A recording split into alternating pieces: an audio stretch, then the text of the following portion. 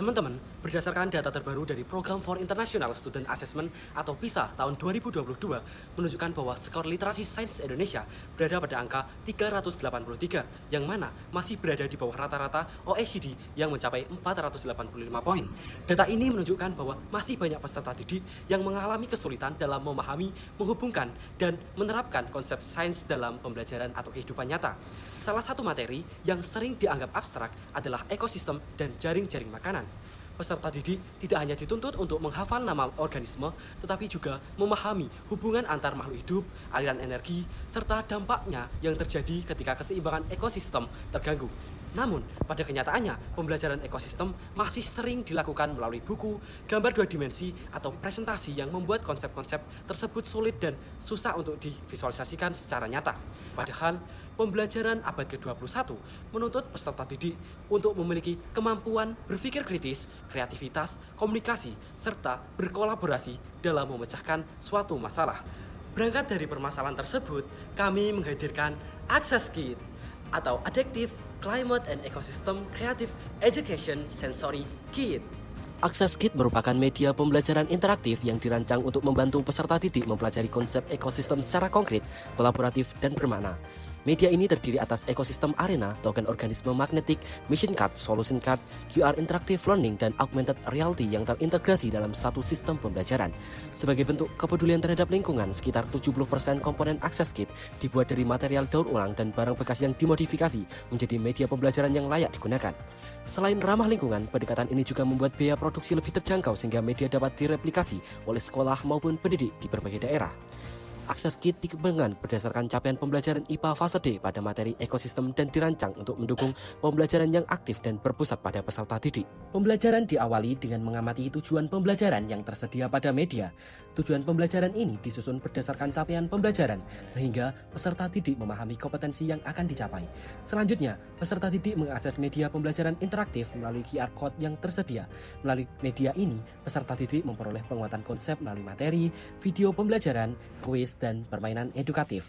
Tahap ini berfungsi sebagai fondasi awal sebelum peserta didik memasuki aktivitas eksplorasi dan pemecahan masalah. Lanjut ke fase pelaksanaan pembelajaran.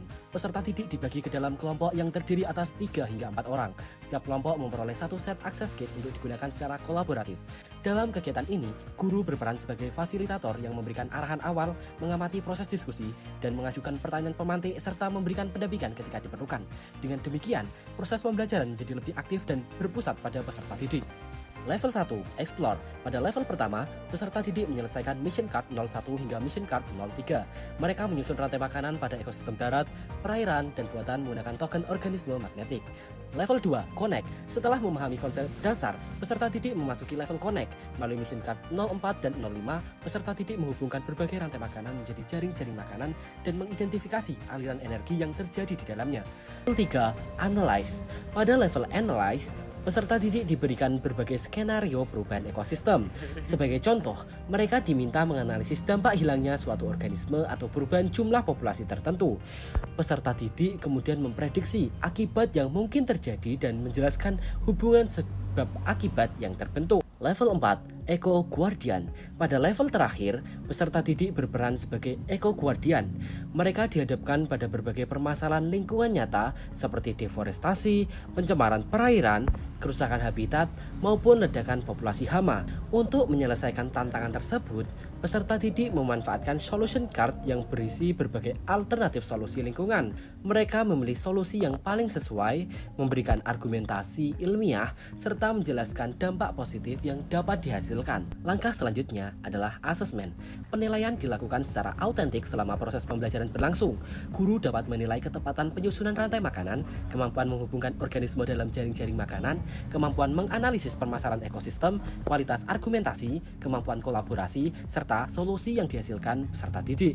Selain itu, hasil kuis pada media pembelajaran interaktif juga dapat digunakan sebagai asesmen formatif untuk mengukur pemahaman konsep peserta didik. Access Kit mengintegrasikan pembelajaran fisik, digital, dan berbasis tantangan dalam satu pengalaman belajar yang utuh. Melalui tahapan yang dirancang berdasarkan taksonomi Bloom dari C1 hingga C6, peserta didik tidak hanya memahami konsep ekosistem, tetapi juga mampu menerapkan untuk menyelesaikan permasalahan lingkungan secara nyata. Access Kit build, connect, analyze, and restore ecosystem. Karena belajar ekosistem tidak cukup hanya dipahami, tetapi perlu dialami, dianalisis, dan diwujudkan dalam tindakan.